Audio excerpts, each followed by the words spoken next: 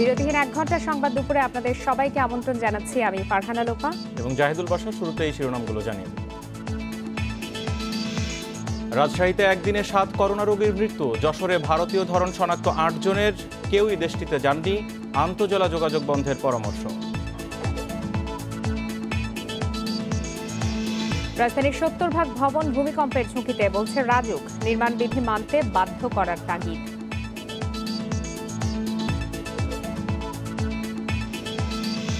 লঘুচাপের প্রভাবে রাজধানীতে ভারী বৃষ্টি। অনেক এলাকায় জলাবদ্ধতা, ভোগান্তিতে নিচু এলাকার মানুষ।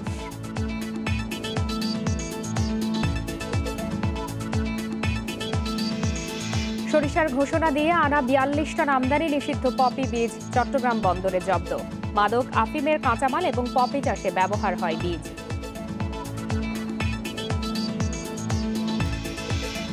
এবং ৪০ বছরেও দেশে কুরিয়ার সার্ভিসের পূর্ণাঙ্গ নীতিমালা হয়নি। জবাবদিহি ও তদারকির অভাবে ব্যাপক অনিয়ম ও গ্রাহক ভোগান্তি।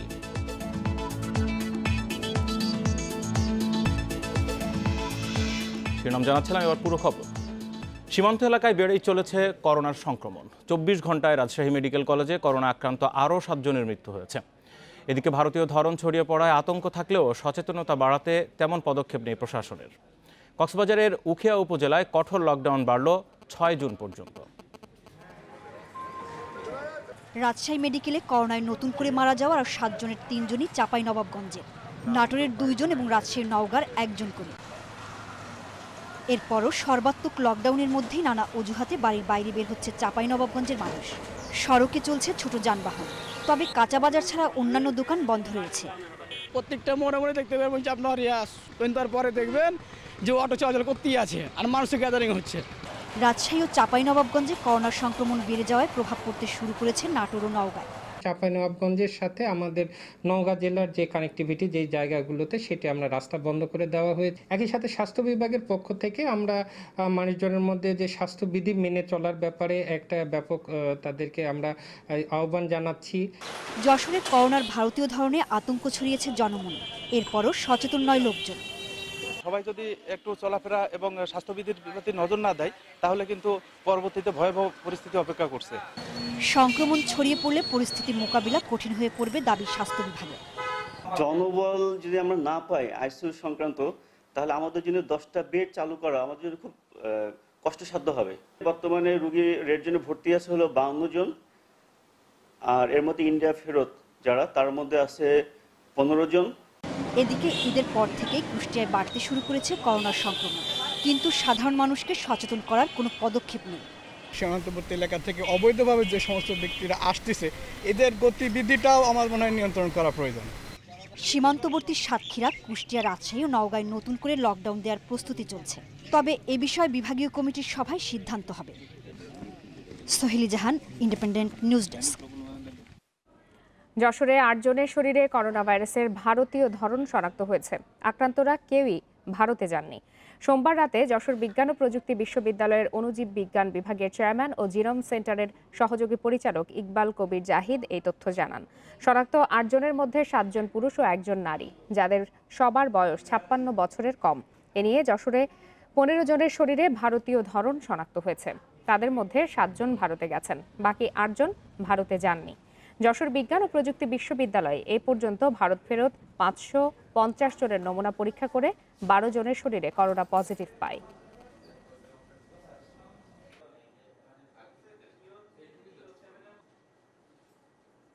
প্রায় ৩৬টি নমুনা বিভিন্ন এলাকার আমরা সেগুলোকে সিকোয়েন্সিং করেছি এবং তার মধ্যে ৮ জনের শরীরে আমরা ভারতীয় একই ধরন, যে ধরনটি ইতিপূর্বে যারা প্রাতিষ্ঠানিক কোয়ারেন্টাইনে আছে তাদের শরীরে পাওয়া গিয়েছিল, সেই ধরনটি এখানে পাওয়া গিয়েছে। সেখান থেকে আমরা ধারণা করছি যে এই ধরনটি ইতিমধ্যে বাংলাদেশে স্থানীয়ভাবে সংক্রমিত হয়ে গিয়েছে। করোনা সংক্রমণ পরিস্থিতি নিয়ে আরও জানতে এবারে চলে যাচ্ছে চাঁপাইনবাবগঞ্জ ও রাজশাহীতে। সেখান থেকে যোগ দিয়েছেন সহকর্মীরা। প্রথমেই চলে যাচ্ছে চাঁপাইনবাবগঞ্জে, সেখানে আছেন সহকর্মী ফয়সাল মাহমুদ। ফয়সাল, রাজশাহী মেডিকেলে আজ যেই ৭ জন মারা গেছেন তাদের মধ্যে ৩ জনই চাঁপাইনবাবগঞ্জের, এবং চাঁপাইনবাবগঞ্জের সর্বাত্মক লকডাউন আরও ১ সপ্তাহ বাড়ানো হয়েছে। সাধারণ মানুষের মধ্যে সচেতনতা আসলে কতটা বেড়েছে? প্রথমে যদি আসলে সাধারণ মানুষের সচেতনতার কথা বলি, তারা হচ্ছে যে একেবারেই সচেতন নয় এটা বলাই যেতে পারে। আমরা চাঁপাইনবাবগঞ্জের যে সড়কগুলো বা বিভিন্ন পাড়া মহল্লা আজকে ঘুরে দেখেছি, সেখানে জনসাধারণের উপস্থিতি অন্যান্য দিনের তুলনায় অনেক বেশি ছিল। আজকে সড়কে যানবাহন চলাচলও বেশি করেছে। আমরা আসলে অনেকে জিজ্ঞাসা করেছিলাম যে আপনি এই সর্বাত্মক লকডাউনের মধ্যে বাইরে কেন বের হয়েছেন, তো তারা নানান অজুহাত দেখেছেন। কেউ বলে যে অফিস খোলা আছে বলে তাদেরকে বাধ্য হয়ে বের হতে হয়েছে, আবার কেউ জীবন জীবিকার তাগিদে বাইরে বের হয়েছেন। এরকম নানা অজুহাত দেখিয়ে মানুষ আসলে বাইরে বের হয়েছেন। অর্থাৎ আজকে দ্বিতীয় দফায় ঘোষিত লকডাউনের প্রথম দিন, অর্থাৎ এর আগে এক সপ্তাহ লকডাউন পালিত হয়েছে। তো এই অবস্থায় আসলে মানুষকে ঘরে রাখা প্রশাসনের জন্য অনেক বড় একটা চ্যালেঞ্জ হয়ে দাঁড়িয়েছে।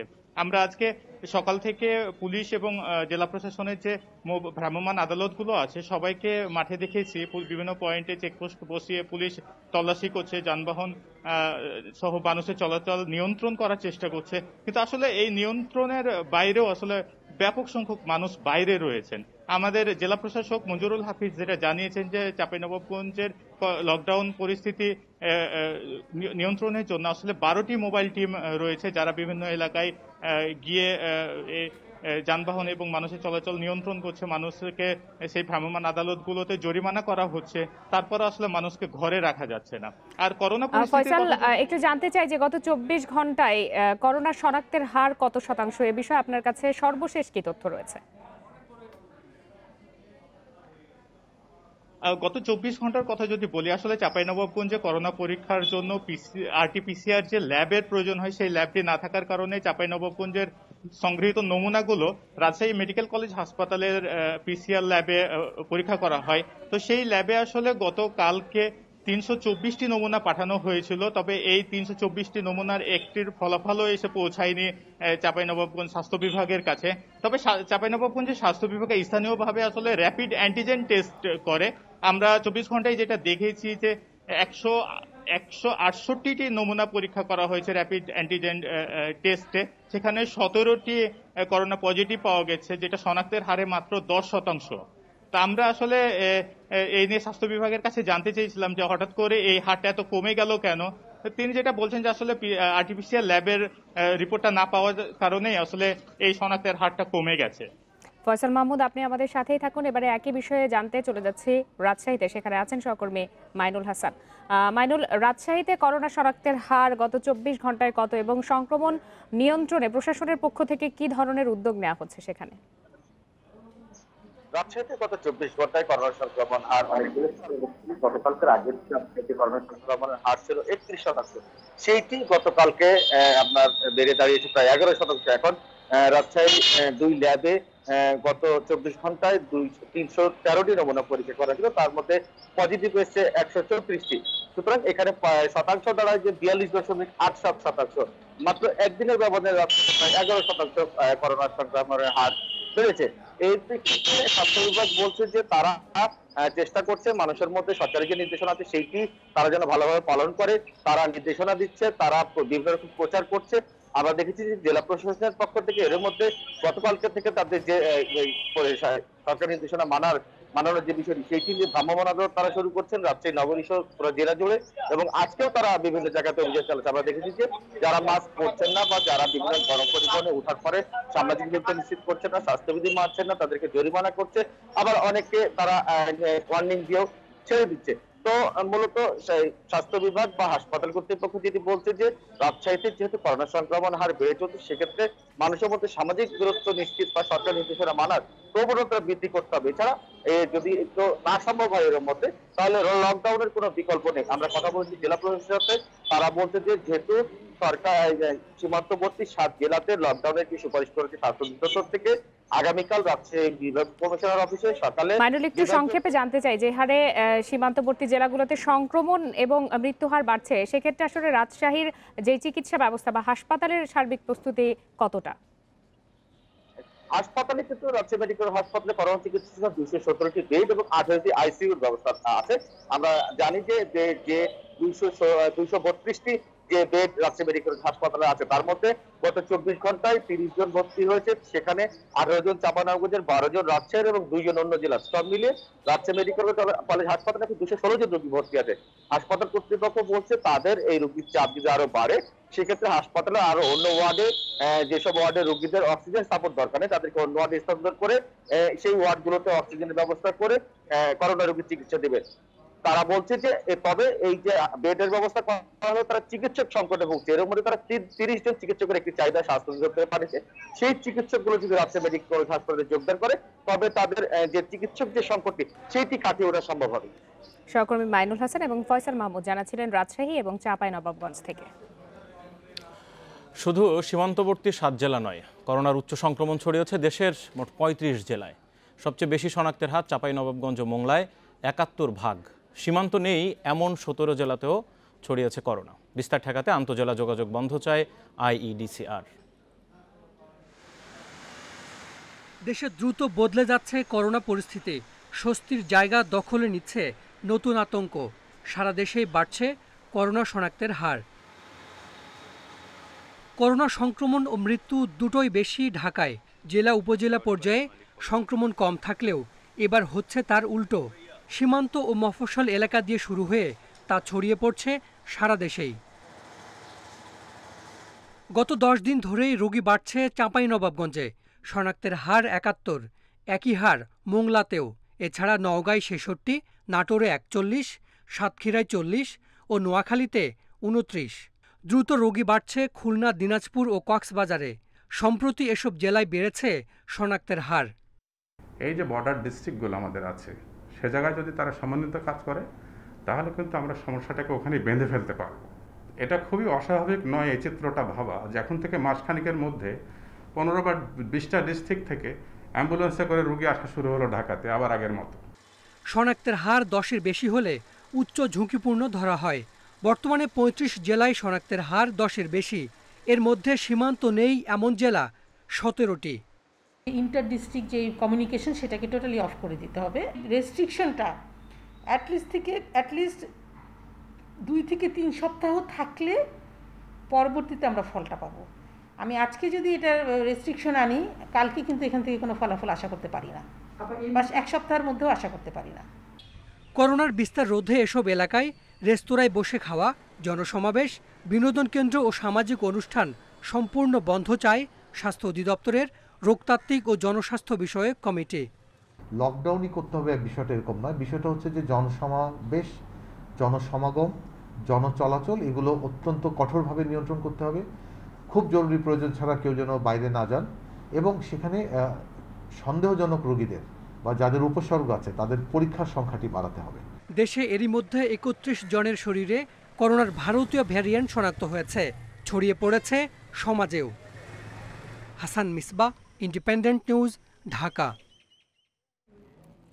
ঢাকায় পৌঁছেছে ফাইজারের 1,620,000 ডোজ করোনা টিকা। সোমবার রাত 11টায় শাহজালাল আন্তর্জাতিক বিমানবন্দরে টিকা গ্রহণ করে স্বাস্থ্য অধিদপ্তর।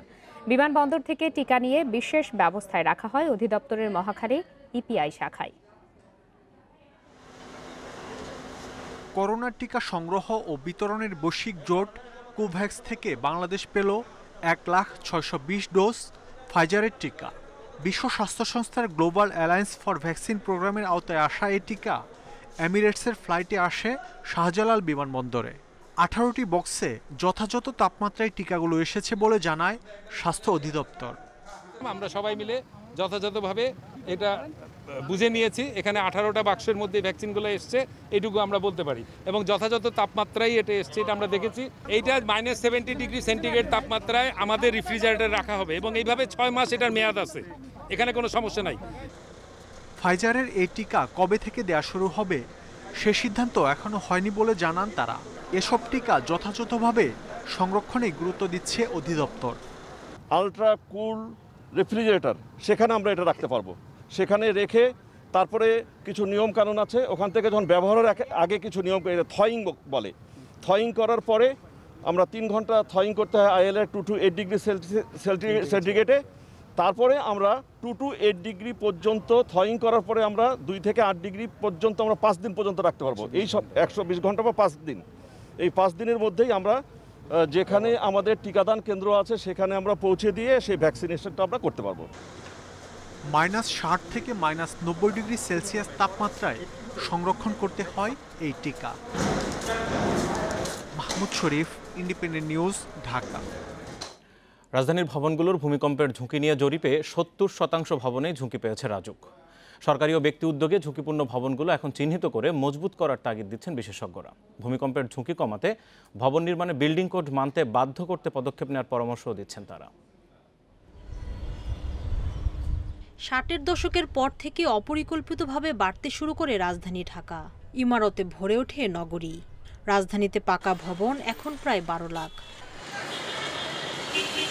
বিশেষজ্ঞরা বলছেন, রাজধানীতে বিল্ডিং কোড মানার প্রবণতা কম দেখা গেছে ৬ তলা পর্যন্ত ভবনগুলোতে। এসব ভবন কাঠামোগতভাবে বেশ দুর্বল, তাই ভূমিকম্পে ঝুঁকির মুখে পড়বে এগুলো। যেগুলো বিল্ডিং এর মধ্যে খারাপ পাওয়া যাবে সেগুলোকে মজবুতিকরণ করে যাতে ভূমিকম্প সহনীয় হয় সেই হিসেবে করতে হবে, এবং সেটা কিন্তু করা সম্ভব। সেই টেকনোলজি বাংলাদেশে আছে। তো আমাদের এখানে ৭৬টা ল আছে ডিজাস্টার ম্যানেজমেন্ট রিলেটেড, কিন্তু আপনি দেখেন যে একটাও কিন্তু ইমপ্লিমেন্ট করা হয় না। আপনি ট্রাফিক আইনই আমরা মানি না, সেখানে বিল্ডিং করতে আরও একটু দুরূহ ব্যাপার। বিভিন্ন সংস্থার সমন্বয়ে রাজউকের একটি প্রকল্পের আওতায় ভূমিকম্পের ঝুঁকি নিরূপণে কাজ চলছে। ৩,৫০০ স্কুল, কলেজ ও হাসপাতাল ভবনের উপর জরিপ চালিয়ে ৭০%ই ভূমিকম্পের ঝুঁকি পেয়েছে রাজউক।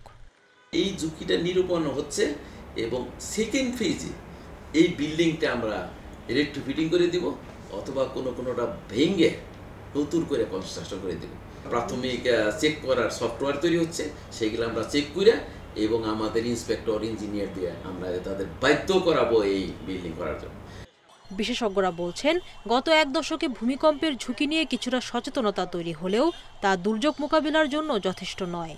অপরিকল্পিত নগরায়নের কারণে কঠিন হবে উদ্ধার তৎপরতা। পর্যাপ্ত নয় সরঞ্জাম ও জনবল। যেগুলি বিল্ডিং কোড মেনেও হয়েছে, কিন্তু সেখানে রাস্তা ছোট, সেখানে উদ্ধারকর্মীরা সহজে যেতে পারবে না। বাংলাদেশে যদি ৫-৬ মাত্রার ভূমিকম্প হয় তাহলেও অনেক বিল্ডিং, অনেক ঘরবাড়ি, অনেক অবকাঠামোর ক্ষতিগ্রস্ত হবে। রাজউক জানিয়েছে, ভূমিকম্পের ঝুঁকি নির্ণয়ে ভবনের পাশাপাশি বিভিন্ন এলাকার মাটি পরীক্ষা করে সেই তথ্য যোগ করা হচ্ছে ডিটেইলড এরিয়া প্ল্যানে। সুলতানা জাহান মিতু, ইন্ডিপেন্ডেন্ট নিউজ, ঢাকা। সকাল থেকে সারা দেশের মধ্যে সবচেয়ে বেশি বৃষ্টিপাত হয়েছে রাজধানীতে। ভোর ৬টা থেকে ৯টা পর্যন্ত রাজধানীতে ৮৫ মিলিমিটার বৃষ্টিপাতের কথা জানিয়েছে আবহাওয়া অফিস। এতে জলাবদ্ধতা সৃষ্টি হয় রাজধানীর বিভিন্ন এলাকায়। চরম ভোগান্তিতে পড়েন নগরবাসী। প্রধান সড়কগুলোর পানি দ্রুত নামলেও এখনো পানি থই থই অলিগলি। মঙ্গলবার সকাল থেকেই ভারী বৃষ্টির কবলে রাজধানীবাসী। ৬টা থেকে শুরু হওয়া টানা ৩ ঘন্টার বৃষ্টিতে ঢাকার বিভিন্ন এলাকা জলাবদ্ধ, ভোগান্তি চরমে। উত্তর সিটি কর্পোরেশনের ২৩ নম্বর ওয়ার্ড রামপুরার বউবাজার এলাকা, প্রায় আধা কিলোমিটার জুড়ে হাঁটু পানি। পানি ঢুকেছে বিভিন্ন দোকান ও বাসাবাড়ির নিচতলায়। ভুক্তভোগীদের অভিযোগ, একটু বৃষ্টিতেই পানি জমে যায় এই এলাকায়। মাঝে মাঝে ২৪ ঘন্টায়ও নামে না পানি। আমাদের যে দোকানপাট আছে এগুলো সবটির ভিতরে পানি ঢুকে যায়, তো আর এই পানি যাইতে মিনিমাম আপনার ৮-৯ ঘন্টা সময় লাগে। এখন হয়েছে এটা বিকাল আগে আর যাবে না। সিটি কর্পোরেশন বছরে একদিনও পরিষ্কার করতে আসে না। এই রাস্তা নালায় জ্যাম পড়ে গেছে, বালি পড়ে গেছে, নতুন রাস্তা কিন্তু পরিষ্কারের অভাবে এই মানে এলাকায় জলবদ্ধতা। রাস্তা থেকে ফ্লোরের ভিতরে পানি ঢুকে গেছে, আমাদের ফ্যাক্টরি কারখানা দেখেন বন্ধ। একই অবস্থা রাজধানীর উত্তরা, মিরপুর, বসুন্ধরা, রাজারবাগ, গ্রিন রোড, রোকেয়া সরণি, মোহাম্মদপুর ও পুরান ঢাকার বিভিন্ন অংশে। সকাল থেকে জলাবদ্ধ হওয়ায় সবচেয়ে বেশি ভোগান্তিতে পড়েন কর্মক্ষেত্রগামীরা। জলাবদ্ধতা পুরো বন্ধ হয়ে গেছে। আমাদের মনে হয় কি লাইনে কোনো সমস্যা আছে, তার জন্য পানিটা নামতেছে না। হালকা বৃষ্টি হলে আপনাদের মনে করেন না জমে না, পানি হয়ে যায় সব সময়। প্রধান সড়কগুলোতে পানি অল্প সময়ে নামলেও গলির ভেতরের কোনো রাস্তায় দীর্ঘ সময় ধরে পোহাতে হয় ভোগান্তি। সামান্য বৃষ্টি হলো এই জায়গাটায় এই অবস্থায় হয়। কুনিপাড়া, বেগুনবাড়ি পুরো পানিতে তলায় গেছে। নিম্ন শ্রেণীর লোক আজ ঘর থেকে বাইরে যেতে পারতেছে না কেউ। পুরো ঘরের ভিতরে এই মাজা সমান পানি। অবাক হয়ে গেছি যে এখানে এত পানি হয়। একটু আগে আমি সাইডে থেকে আইসে বৃষ্টিতে দেখতেছি এমন অবস্থা। এদিকে জলাবদ্ধতার কারণে সকাল থেকে রাজধানীর বিভিন্ন সড়কে যান চলাচল বিঘ্নিত হওয়ায় সৃষ্টি হয় তীব্র যানজটের। ফলে অফিস সহ বিভিন্ন গন্তব্যে পৌঁছাতে কয়েক গুণ সময় লেগে যায়। Zahidul Bashar, independent news, Dhaka. আবহাওয়া পরিস্থিতি নিয়ে আরও জানাতে রাজধানীর আগারগাঁওয়ের আবহাওয়া অধিদপ্তর থেকে যোগ দিয়েছেন সহকর্মী বনি ইবনে কামাল। বনি, দেশের সর্বোচ্চ বৃষ্টিপাত সকাল থেকে প্রায় ৩ ঘন্টা বৃষ্টি হয়েছে। রাজধানীতে ৮৫ মিলিমিটার বৃষ্টিপাত। আবহাওয়ার পূর্বাভাস কি বলছে এই বৃষ্টিপাত আরো হওয়ার সম্ভাবনা আছে কিনা? আজকে কিন্তু সকাল ৬টা থেকে আসলে রাজধানী ঢাকাতে ভারী বর্ষণ আমরা দেখতে পেরেছি। আমরা এই বিষয়ে যখন আবহাওয়াবিদদের সাথে কথা বলেছিলাম তারা আমাদেরকে বলছেন যে আজকে সকাল ৬টা পর্যন্ত গত ২৪ ঘন্টার যে রেকর্ড ছিল সেখানে কিন্তু ঢাকায় বৃষ্টিপাতের সংখ্যা ছিল মাত্র ২১ মিলিমিটার, কিন্তু সকাল ৬টা থেকে সকাল ৯টা পর্যন্ত যে বৃষ্টিপাত হয়েছে সেটা ৮৫ মিলিমিটার পর্যন্ত রেকর্ড করা হয়েছে। এবং পাশাপাশি অন্যান্য যে বিভাগগুলো রয়েছে সেগুলোতেও কিন্তু মোটামুটি ভারী বৃষ্টি হয়েছে। আমরা আগামী ২৪ ঘন্টার আবহাওয়া যে পর্যবেক্ষণ বা আবহাওয়ার যে পূর্বাভাস সেটা জানতে চেয়েছিলাম। আমাদেরকে যা বলা হচ্ছে যে ঢাকা, চট্টগ্রাম, রাজশাহী, ঢাকা, চট্টগ্রাম, খুলনা, সিলেট, ময়মনসিংহ এই বিভাগগুলোর বেশিরভাগ জায়গায় এবং রাজশাহী এবং রংপুরের কিছু অংশে মাঝারি থেকে ভারী বৃষ্টির সম্ভাবনা রয়েছে। ক্ষেত্র বিশেষে বজ্রসহ বৃষ্টিও হতে পারে, এমনটি কিন্তু আমাদেরকে আবহাওয়া অফিস থেকে জানানো হয়েছে।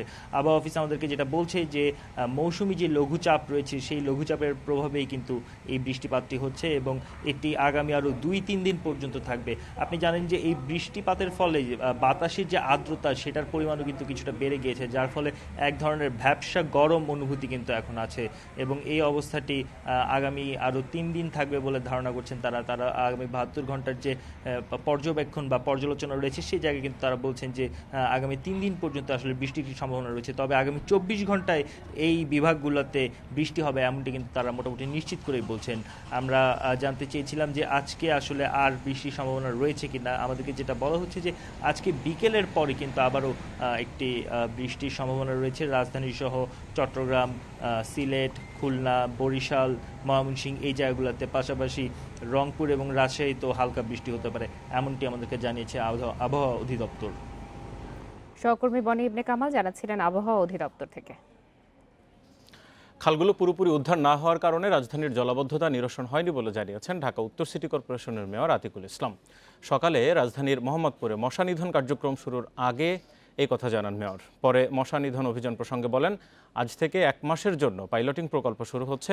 ডিএনসিসির মশা নিধনের দায়িত্ব আউটসোর্সিংয়ের মাধ্যমে দেওয়া হবে। এই কর্মসূচিতে তৃতীয় পক্ষকে টেন্ডারের মাধ্যমে যুক্ত করা হবে। নিজস্ব যন্ত্রপাতি ও ল্যাব আছে যাদের, তারা সর্বোচ্চ প্রযুক্তি ব্যবহার করে এডিস নিয়ন্ত্রণ করবে। লার্ভা অবস্থায় এডিস মশা নিয়ন্ত্রণ করতে হবে। এলাকাবাসীকেও দায়িত্ব নেওয়ার আহ্বান জানিয়ে আতিকুল ইসলাম বলেন, বারবার বলার পরও অনেকে সচেতন হচ্ছেন না।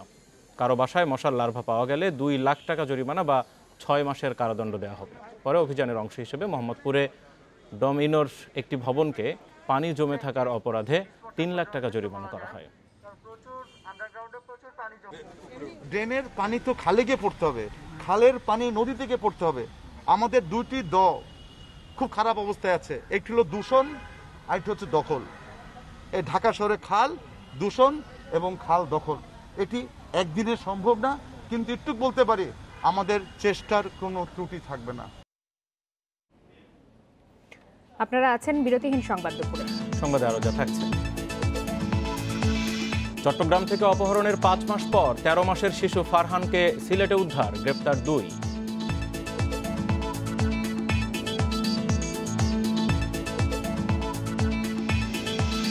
বাজেটে মোবাইল ইন্টারনেট ও কলের খরচ কমানোর দাবি অপারেটরদের। আগে সেবার মান দেখবে সরকার।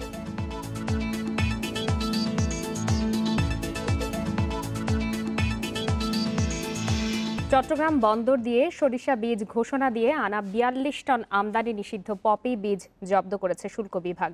এই পপি বীজ মাদকদ্রব্য আফিমের কাঁচামাল হিসাবে ব্যবহৃত হয়। চট্টগ্রাম কাস্টম হাউসের কর্মকর্তারা জানান, পুরান ঢাকার আমদানিকারক প্রতিষ্ঠান আজমিন ট্রেড সেন্টার সরিষা বীজ ঘোষণা দিয়ে মালয়েশিয়া থেকে ২ কন্টেইনার পণ্য আমদানি করে।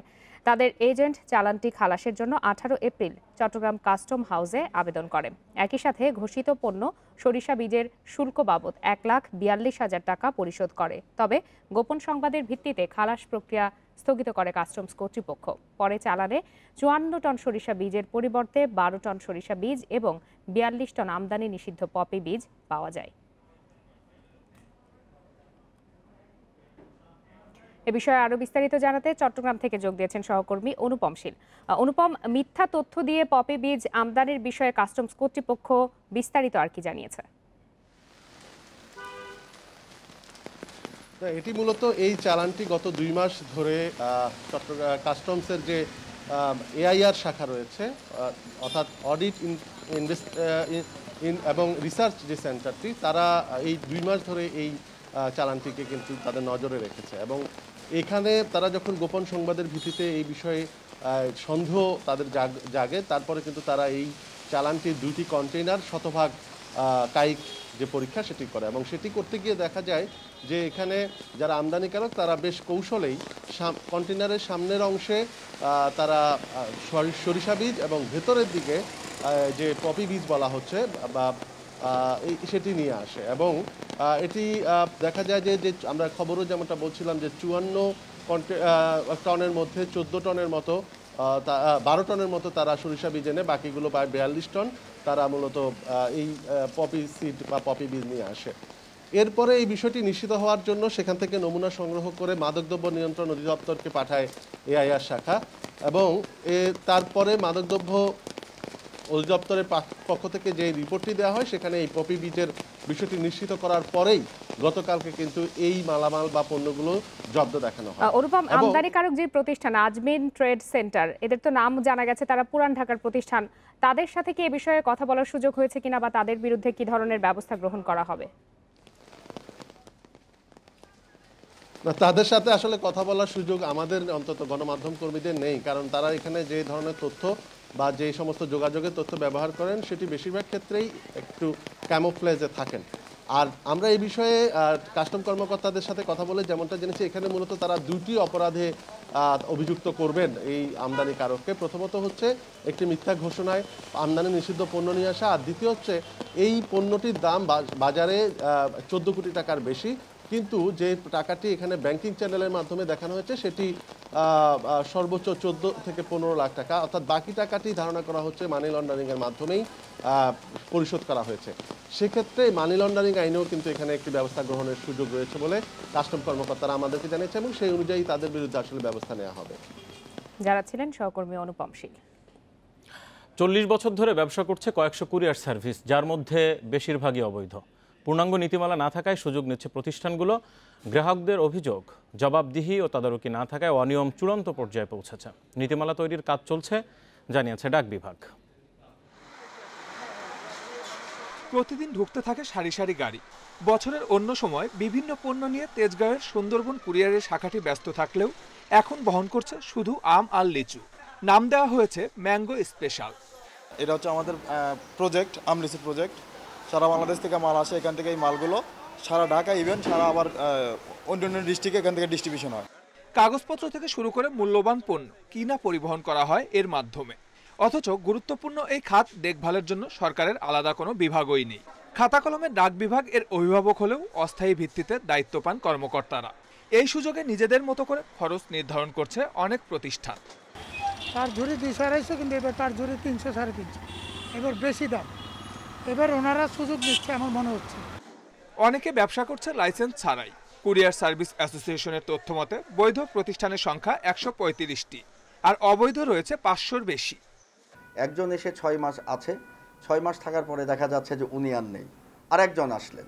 ইভেন দো যে প্রবলেমগুলো হয়, আমরা পত্রিকাতে যে বিজ্ঞাপন বা নোটিশ দেওয়া উচিত যে লাইসেন্স ছাড়া কোনো কুরিয়ার সার্ভিস বিজনেস করতে পারবে না, সেটাও দিতে ওনাদের বেশ প্রবলেম হয়ে যায়, কারণ তাদের কাছে ফান্ড থাকে না। এ খাত নিয়ে সরকারের উদাসীনতার সমালোচনা করেছে কনজিউমার্স অ্যাসোসিয়েশন ক্যাব। তারা বলছে গ্রাহক সেবার মান নিশ্চিতে এদের দ্রুত নীতিমালার আওতায় আনা উচিত। এই সেবাটা কম বেশি প্রায় সব নাগরিকই এখন গ্রহণ করে থাকে, তাই এই সেবাটি রেগুলেটেড হওয়া দরকার, ভোক্তার স্বার্থে, যার ব্যবহারকারীদের স্বার্থে।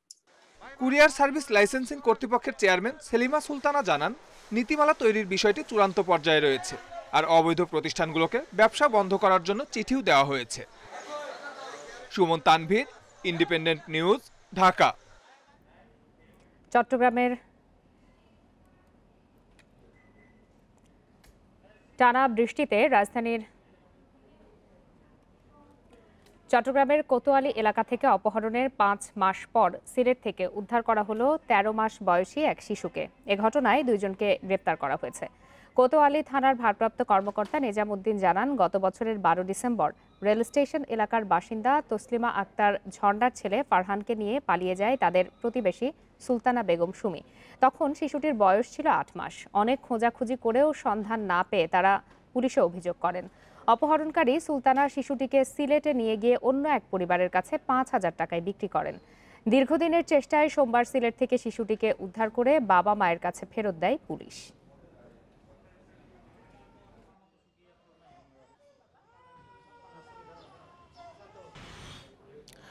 টানা বৃষ্টিতে রাজধানীর বিভিন্ন এলাকায় জলাবদ্ধতা সৃষ্টি হয়েছে, যে খবরটি আগেই দেখাচ্ছিলাম, এবং এই খবরের আরও বিস্তারিত নিয়ে এই মুহূর্তে রাজারবাগ থেকে রয়েছেন আমাদের সহকর্মী আলামিন হোসেন। সেখানকার পরিস্থিতি জানবো। আলামিন, এই মুহূর্তে রাজারবাগের খানিকটা চিত্র দেখতে পাচ্ছি আপনার পেছনে, এখনও পানি, বৃষ্টির পরে বেশ কয়েক ঘন্টা হয়ে গেল।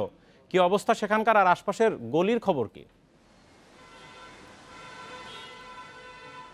বাসার গলির চেয়ে অর্থাৎ আউটার সার্কুলার যে রোডটি রয়েছে, আপনি জানেন রাজারবাগের, আমরা বিপরীত দিকে, তার চেয়ে এই জায়গাটা কিন্তু কিছুটা নিচু, যার কারণে এই রাস্তাটিতে পানি সরে যাচ্ছেন এবং এখানে ফ্লাইওভারের নিচের অংশ আপনি দেখতে পাচ্ছেন। আমরা একদম রাজারবাগ পুলিশ লাইন যে 3 নম্বর গেটটি রয়েছে সেখানে দাঁড়িয়ে রয়েছে, অর্থাৎ সেই গেট থেকে আপনি ক্যামেরায় যতদূর দেখতে পাচ্ছেন লেন্সের মাধ্যমে, তার আধা কিলোমিটারের মতো রাস্তায় এখনও জলাবদ্ধতা রয়েছে। অর্থাৎ এখানে ড্রেনেজ যে ব্যবস্থা সেটি নেই বললেই চলে, অর্থাৎ ভেঙে গেছে। আপনি নিশ্চয়ই দেখতে পাচ্ছেন যে রিক্সার পিছনে একটি জায়গা এবং সেখানে বাঁশ দিয়ে চিহ্নিত করা রয়েছে, অর্থাৎ ওইটা কিন্তু ড্রেনেজ ব্যবস্থা, সেটি হয়তো পরিষ্কার করা হয়নি, যার কারণে এখানকার এই অবস্থা। অর্থাৎ বাংলাদেশের একটি গুরুত্বপূর্ণ জায়গা যেখানে রাজারবাগ পুলিশ লাইন, সেখানকার পরিস্থিতি যদি এই অবস্থা হয়, সেখানকার ড্রেনেজ ব্যবস্থার যদি এই অবস্থা হয়, এবং সেখানে বৃষ্টি হওয়ার পর থেকে সকাল 6টা থেকে বৃষ্টি হওয়ার পর থেকে বেলা 2:30টা পর্যন্ত যদি সেখানকার পানি নিষ্কাশনের এই অবস্থা হয়, তাহলে গলির অবস্থা আপনি নিশ্চয়ই বুঝতে পারছেন যে সেখানকার কী অবস্থা রয়েছে। যদিও আমরা সকাল থেকে বেশ কয়েক জায়গায় জলাবদ্ধতা নিয়ে কাজ করেছি, রামপুরা, বাড্ডা, তেজগাঁও, সেদিকের পানি আসলে কিছুটা কম শুরু করেছে।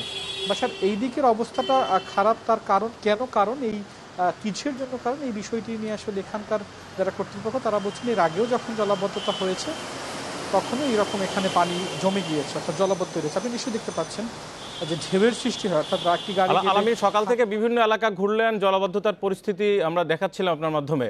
একটু জানতে চাই, কোথাও কি চোখে পড়েছে সিটি কর্পোরেশনের এই যে জরুরি অবস্থায় কোথাও যাতে পানি আটকে না যায় সেরকম কর্মীরা মাঠে নেমেছেন?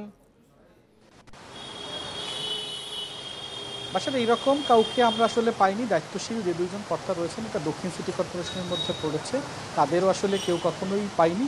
এর আগের ইতিহাস যেটি বলে, তারা আসলে জলবদ্ধতা হওয়ার পরে তারা পরস্পর দোষারোপ করতেন, যদিও এখন সিটি কর্পোরেশন ওয়াসার কাছ থেকে খাল নিয়েছেন, অর্থাৎ সেই সুযোগটিও কম। এখন হয়তো তারা গণমাধ্যমের সামনে বলবেন যে সামনের বর্ষা কিংবা আগামী বৃষ্টিপাত ঢাকা ডুববে না, এইরকম একটা কথা আমরা শুনবো। কিন্তু এই সমস্যা বহুকাল ধরে আমরা শুনছি। সত্যিকার অর্থে এখানকার যারা আছেন তারাও এর স্থায়ী সমাধান চান। সেই সমাধানটা কি? সেই সমাধান আসলে নগরবিদ, নগর পরিকল্পনা কিংবা সিটি কর্পোরেশনের দায়িত্বরত যারা রয়েছেন তাদের করা উচিত। যদিও তাদের, আপনি যেটি জানতে চেয়েছিলেন, সিটি কর্পোরেশনের পক্ষ থেকে কোনো কর্মী, পরিচ্ছন্নতা কর্মী বা কাউকে, বা এখানে কেন জলাবদ্ধতা তৈরি হয়েছে, কিসের জন্য জলাবদ্ধতা তৈরি হয়েছে, এটি দেখার জন্য আমরা এর আগে যেখানে ছিলাম সেখানেও কোনো কাউকে পাইনি। আবার এখানে এসেও আমরা জিজ্ঞেস করেছিলাম 2-1জনকে যারা এখানে চাকরি করেন, তাদেরকেও জিজ্ঞেস করেছিলাম যে সিটি কর্পোরেশন বা কোনো সংস্থা থেকে এখানে পানি কেন জমছে, এর কারণ অনুসন্ধান করতে কেউ আসছিল কিনা। তারা যেটি বলছেন যে কেউ আসলে এখানে আসেনি, শুধুমাত্র গণমাধ্যম কর্মীরা এসেছেন। এবং আপনাকে অনেক ধন্যবাদ। আমরা দেখতে পাচ্ছিলাম একেবারে রাজারবাগ পুলিশ লাইন্সের গেটে 8-9 ঘন্টা ধরে জলাবদ্ধ অবস্থার সৃষ্টি হয়ে আছে। এবার আসন্ন বাজেটের খবর।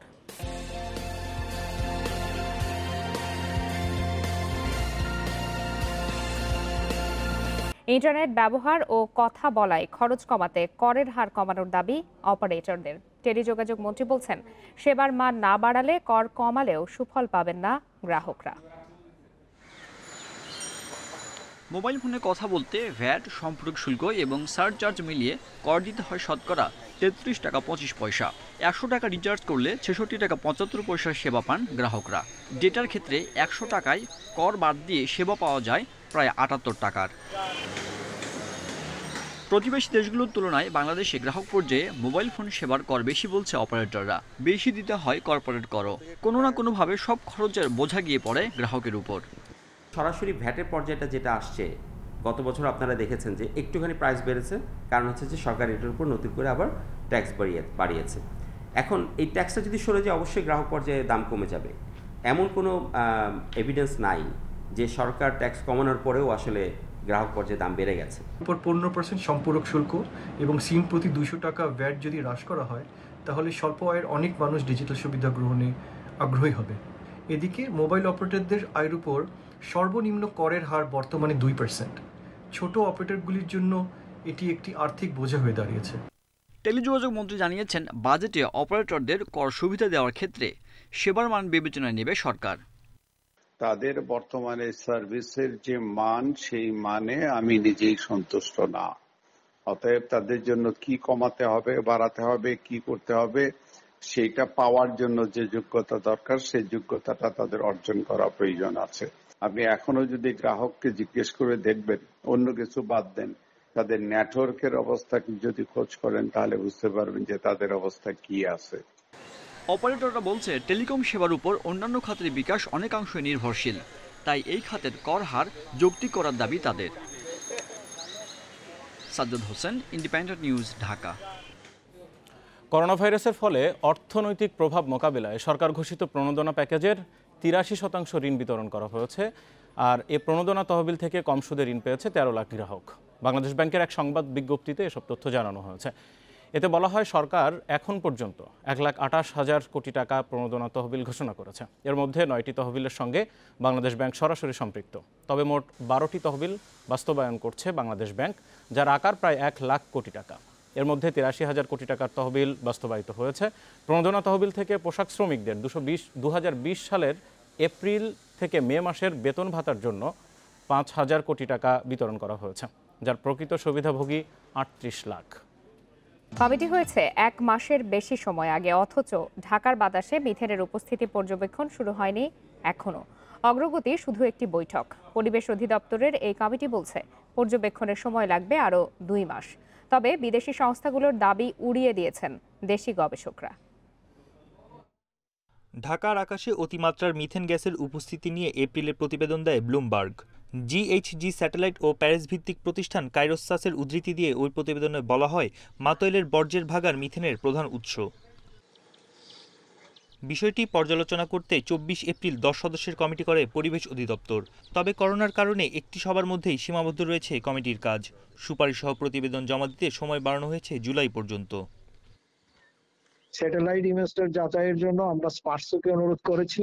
আমরা স্যাম্পল কালেকশন করে আপনার ওই বিসিএসআইআর, তারপরে বুয়েট বা যেখানে উপযুক্ত সেখানে আমরা এই জিনিসগুলোকে টেস্ট করাবো। ছুটিও বাড়ানো হয়েছে, মুভমেন্টও কম, এই জন্য আমাদের কমিটির সময়টাও 2 মাস বাড়ানো হয়েছে। মাতোয়েলের বর্জ্যের ভাগারটি ঢাকা দক্ষিণ সিটি কর্পোরেশনের নিয়ন্ত্রণাধীন।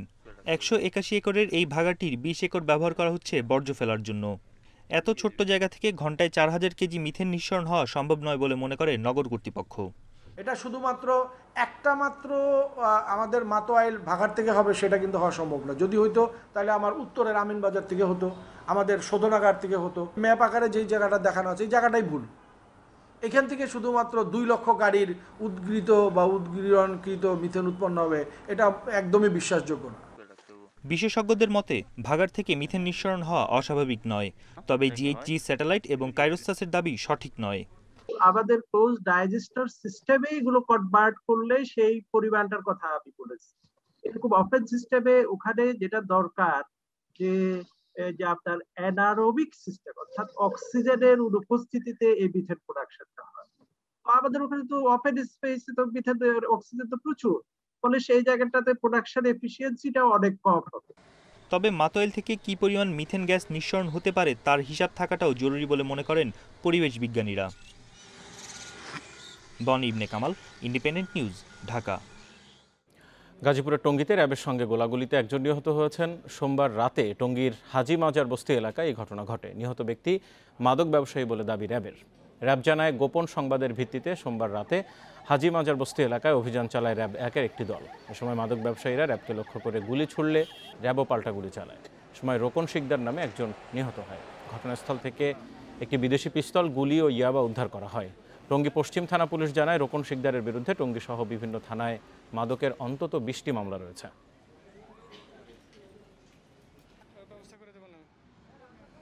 সরকারি গেজেটে নাম অন্তর্ভুক্তি জটিলতার কারণে নীলফামারীর কালীগঞ্জে এক মুক্তিযোদ্ধা ভাতা পাচ্ছেন না 8 বছর ধরে। পরিবার নিয়ে মানবেতর দিন কাটছে সহায় সম্বলহীন আব্দুল জব্বারের। ভাঙা ঘরে কোনো মতে বাস করেন পরিবার নিয়ে। বেশিরভাগ দিনই দুবেলা খাওয়াও জোটে না তাদের। নীলফামারীর জলঢাকা উপজেলার কালীগঞ্জের বাসিন্দা মুক্তিযোদ্ধা আব্দুল জব্বার। দীর্ঘদিন ভাঙাচোরা ঘরে বসবাস তার। রোদ ঝড় বৃষ্টি মাথায় নিয়ে চলছে দিনের পর দিন।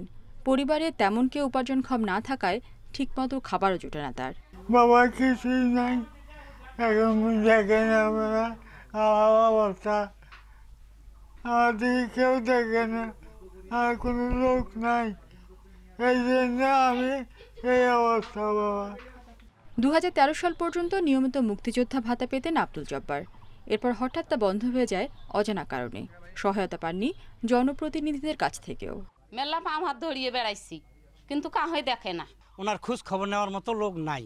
এই যে ভাঙ্গা ঘর ভাঙ্গা বাড়ির পানি পড়ে রয়েছে, কিন্তু কেউ দেখেও না। ঘর বাড়ি ভাঙ্গা দেয় না, না দিলে কি করবেন, ওই দালালরা খায় নেয়। জেলা প্রশাসক জানান 2020 সালের শুরুতেই গেজেটে মুক্তিযোদ্ধা হিসেবে অন্তর্ভুক্তির জন্য আব্দুল জব্বারের নাম ছিল।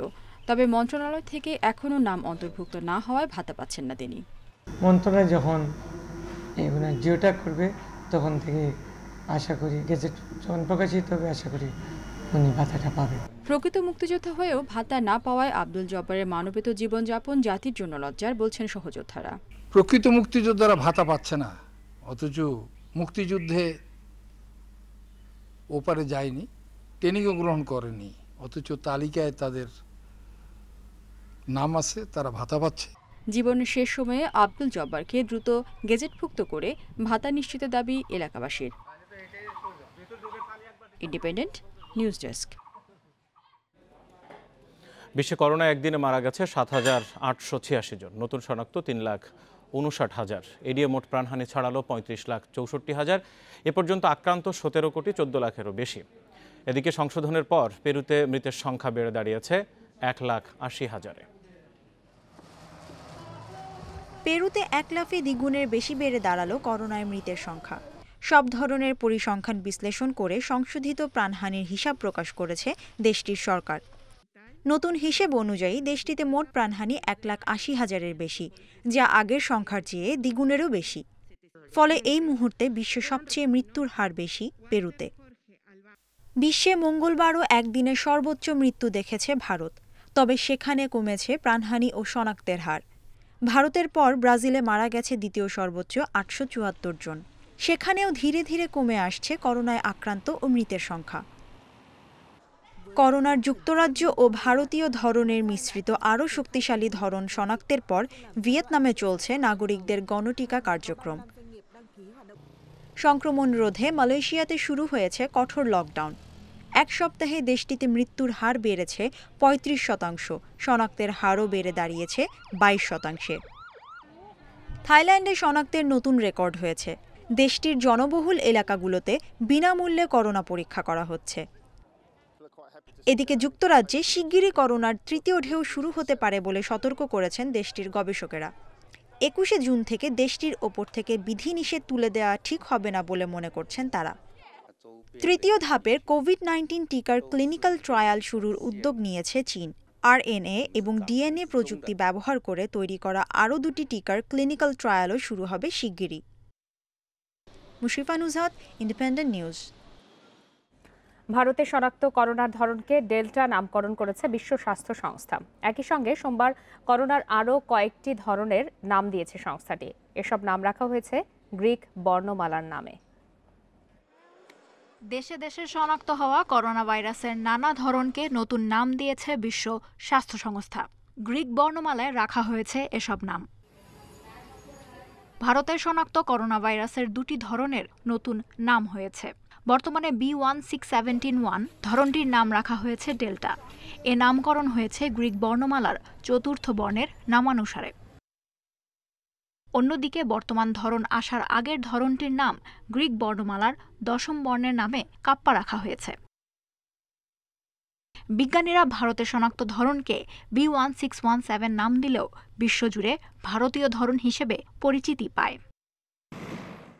বিশ্ব স্বাস্থ্য সংস্থার ঘোষণা অনুসারে সেপ্টেম্বরে ব্রিটিশ ধরন B117কে আলফা, সাউথ আফ্রিকার ভ্যারিয়েন্ট B1351কে বেটা এবং P1 ব্রাজিলীয় ধরনকে গামা হিসেবে নামকরণ করা হয়েছে। সোমবারের বিবৃতিতে WHO বলেছে বিভিন্ন ভ্যারিয়েন্ট নিয়ে আগ্রহ ও উদ্বেগের কথা বিবেচনায় নতুন নামকরণগুলো করা হয়েছে। কারণ ভ্যারিয়েন্টগুলোর বৈজ্ঞানিক নাম থাকলেও সেগুলো উচ্চারণ করা কঠিন এবং ভুল উপস্থাপনের সুযোগ থাকে, ফলে যেসব অঞ্চলে শনাক্ত হয়েছে সেসব স্থানের নামে নামকরণ হচ্ছে। তবে বৈজ্ঞানিক নামের পরিবর্তন আসছে না, আর গবেষণার জন্য বৈজ্ঞানিক নামই ব্যবহার হবে বলে জানিয়েছে বিশ্ব স্বাস্থ্য সংস্থা। Lutfa Fauzia, Independent News. বৈরী আবহাওয়ার কারণে 2 দিনের জন্য স্থগিত হয়েছে ঢাকা প্রিমিয়ার লিগ। আজ ও কাল মাঠে গড়াবে না খেলা। সোমবার থেকেই প্রবল বৃষ্টিতে ম্যাচ বিঘ্নিত হয়, যে কারণে শুরুর দিন পরিত্যক্ত হয়েছে 2টি ম্যাচ। আজও দিনের শুরু থেকে টানা বৃষ্টি, তাই খেলা স্থগিত করতে বাধ্য হয় কর্তৃপক্ষ। প্রথম দিন 6টি ম্যাচের 4টি অনুষ্ঠিত হয়েছে, এর মধ্যে 2টি ম্যাচের নিষ্পত্তি হয় কার্টেল ওভারে। 2 দিন স্থগিত থাকার পর বৃহস্পতিবার থেকে আবারও ঢাকা প্রিমিয়ার লিগের খেলা শুরু হবে বলে আশা করা হচ্ছে। বিশ্বকাপের প্রস্তুতির লক্ষ্যে এবারের ঢাকা প্রিমিয়ার লিগ হচ্ছে T20 ফরম্যাটে।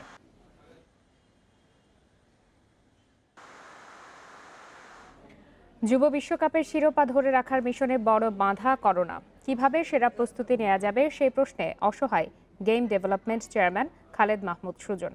একের পর এক সিরিজ ভেস্তে যাওয়ায় সেরা প্রস্তুতি নিয়ে শঙ্কা রয়েছে। ইংল্যান্ড সফর দিয়ে যুব দলের প্রস্তুতি আবারও শুরুর আশাবাদ এই কর্তার। টাইগার ক্রিকেটে সবচেয়ে বড় অর্জন যুব বিশ্বকাপ জয়। পর্দার আড়ালে সেই স্বপ্ন জয়ে বড় ভূমিকা রেখেছেন বোর্ড পরিচালক খালেদ মাহমুদ সুজন, যার পরিকল্পনা আর পরিশ্রমে সাফল্য এসেছে। সেই ধারাবাহিকতায় উইন্ডিজ বিশ্বকাপেও ভালো কিছুর লক্ষ্য বিসিবির। যে পথ অনুসরণ করে সাফল্য এসেছে সে পথেই হাঁটতে শুরু করেছিল বিসিবি। শক্তিশালী দল গঠনে ক্যাম্প আর দেশের বাইরে একাধিক সিরিজ নিশ্চিত ছিল। করোনা একের পর এক সব ভেস্তে দিয়েছে। কবে স্বাভাবিক হবে পরিস্থিতি, কবেই বা সেরা প্রস্তুতি নেওয়া যাবে, এমন প্রশ্নে যেন অসহায় খালেদ মাহমুদ সুজন। সত্যি কথা বলতে আমরা ভেরি যেটা হয় যে মন খারাপ হওয়ার মতো এই ব্যাপার। আমরা এত কিছু গুছিয়ে এনেছিলাম, ইন্ডিয়া ট্যুরে, আফগানের সাথে ইন্ডিয়াতে একটা ট্যুর ছিল, সেটা আমাদের ক্যান্সেল করতে হলো।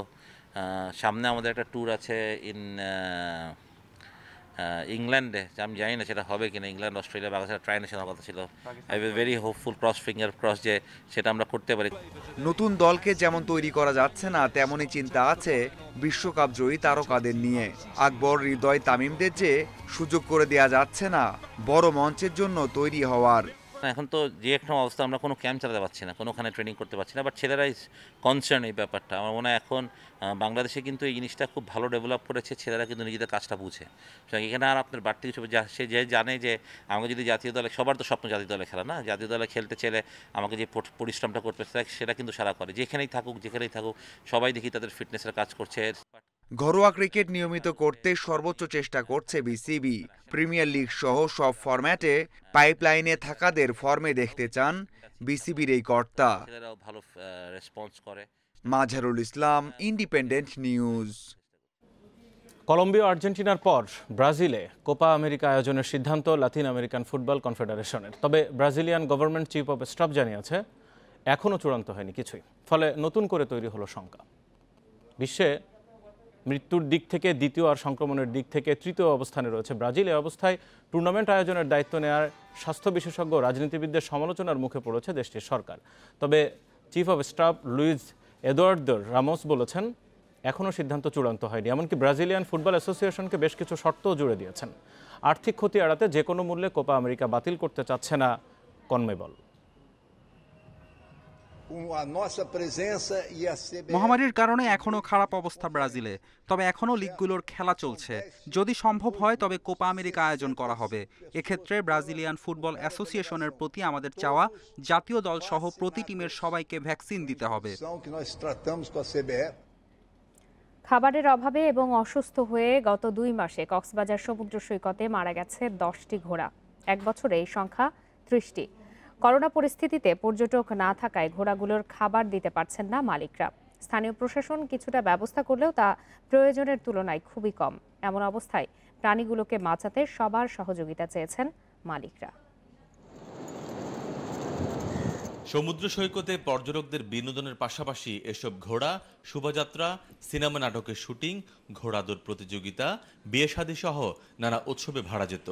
কিন্তু 1 বছরের বেশি সময় ঘোড়াগুলো নিয়ে বিপাকে মালিকরা। লকডাউনের কারণে অনেক ঘোড়া অনেক বসে যাচ্ছে, মনে করেন পায়ের মধ্যে ব্যথা পাইতেছে, এই জন্য আমি ঘোড়াটা বাইর করে একটু রাম মারতেছি। এখন নিজে চলতে না পারে ঘোড়াগুলো আমরা ছেড়ে দিই, ছেড়ে দিলে ওই ঘোড়াগুলোকে আবুজ জবান খাইয়া কি করে মানে অসুস্থ হয়ে যায়। করোনায় পর্যটক কমে যাওয়ায় আয় রোজগার বন্ধ।